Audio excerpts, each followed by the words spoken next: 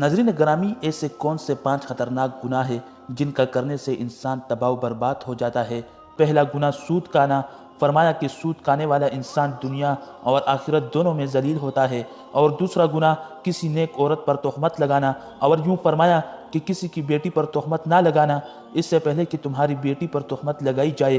اور تیسرا گناہ کسی کا مال ضبط کرنا بہت بڑا گناہ ہے، اور خصوصاً یتیموں کا مال ضبط کرنا ایک بہت بڑا گناہ ہے۔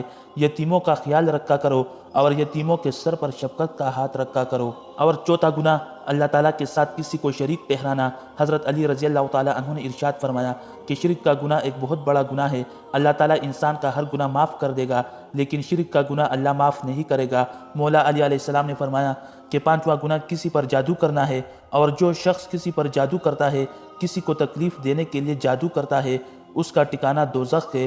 وہ دنیا میں بھی ذلیل ہوتا ہے اور آخرت میں بھی۔